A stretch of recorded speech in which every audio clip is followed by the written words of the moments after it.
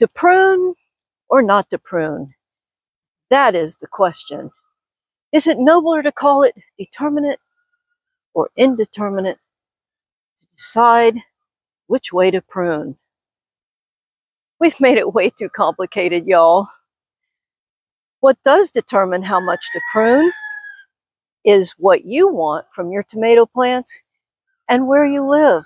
It really is that simple. The methods are the same. Let me take some time to explain it to you and show you how to prune or not to prune your tomato plants. All I have needs, I have not provided. Seriously, it does make a little bit of difference whether your plants are determinate or indeterminate. Why didn't they call it undeterminate? So determinate plants are determined to put out that harvest all at once. So they're going to make more of a bushy style tomato plant. Your indeterminate tomato plants are a bit of a wild child. They'll grow and grow and grow and grow, and they give you fruit a little along the way, all through the growing season. This is my favorite indeterminate tomato plant.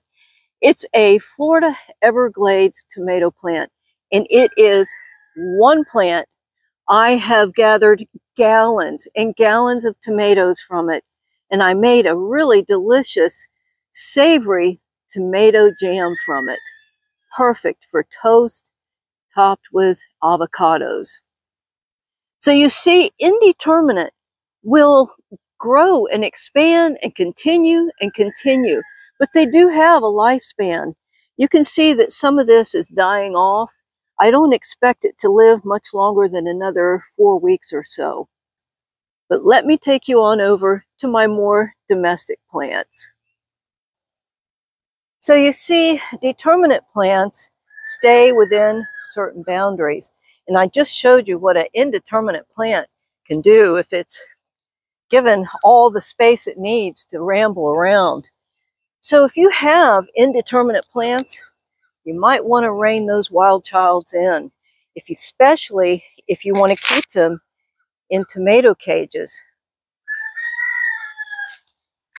Indeterminate plants will continue to grow, but you might want to limit how long you let them grow. For example, if you have tomatoes that are still green and you know that it's going to be cold within a couple of weeks, you might want to trim your indeterminate plants back to encourage that plant to go ahead and put all its energy into the tomatoes. I have the opposite problem. I hurry up and grow tomatoes before it gets too hot.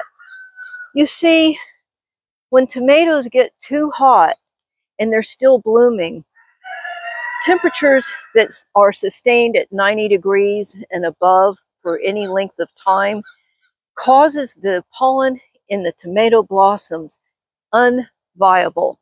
That means it won't live.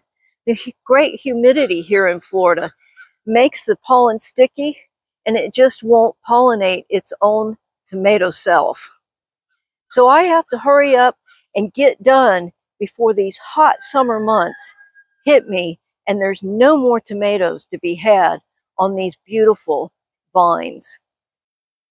So whether you have determinate or indeterminate plants, there's reasons why you want to prune.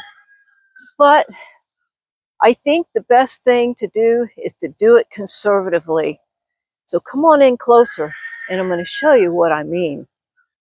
No matter whether you have a determinate or indeterminate plant, what you need to do for both kinds is to get these leaves off of the dirt. And be sure you're cutting the leaves.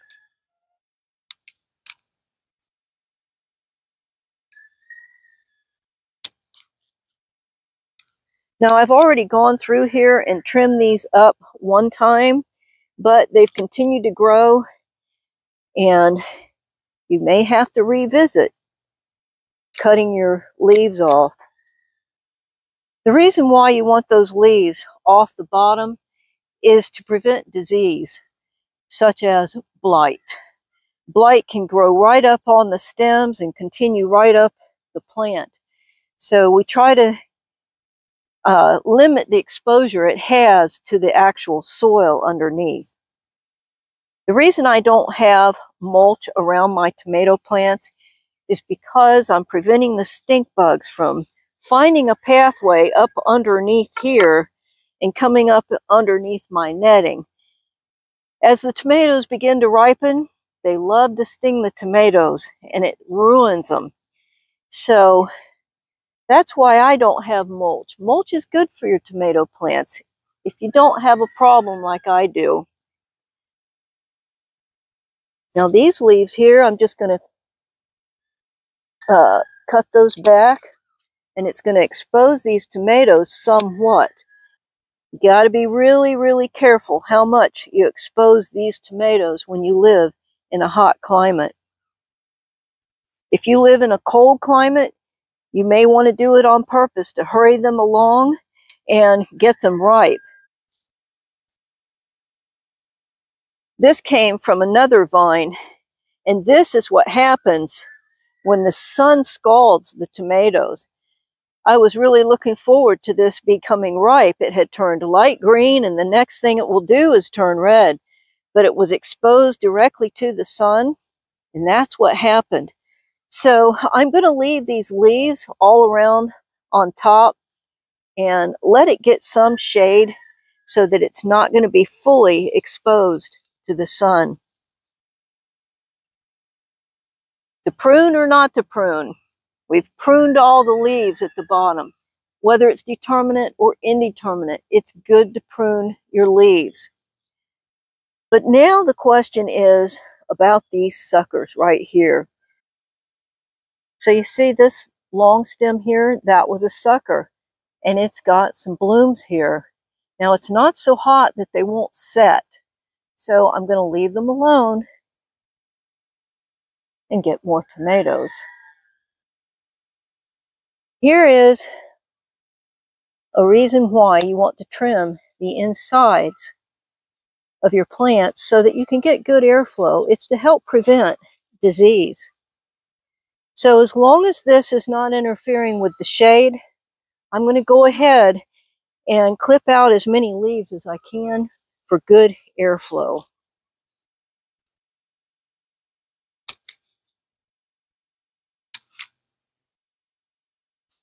Here's a sucker. I'm going to just weave it up in there.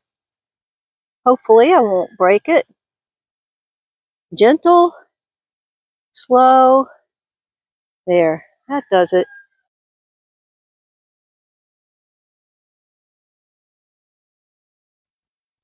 Now here's the problem with your wild child indeterminate. Now they're getting taller than the supports that they have. And now it's time for me to determine what to do with the excess growth here. I'm choosing to let them go ahead and grow, and if I need to reposition this netting over them, then that's what I'll do. As long as the weather is not too hot, I'm hoping that this will one day be some tomatoes. If you do decide to cut a sucker off, don't throw it away.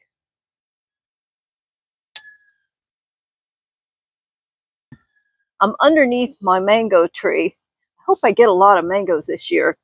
This is what I just trimmed off the tomato plant. Now, I've heard some people say you got to cut them and start them when they're really small.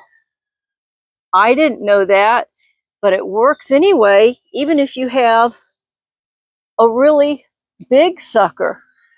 Now, this is a sucker that came off of a plant that I grew over the winter, and it's quite amazing. So that makes this plant probably around 9 months old. I've got 1, 2, look at all the roots on that guy. 3, 4, 5. So yeah, the smaller ones work too, but I like these big ones. So I'm going to put these in a pot, and I'm going to move the pot to the shade of a neem tree. Neem trees have a unique ability of making the air around it cooler. So maybe it'll work. And maybe these plants will still be alive when the temperatures fall to where it's healthy to grow tomato plants again here in Florida.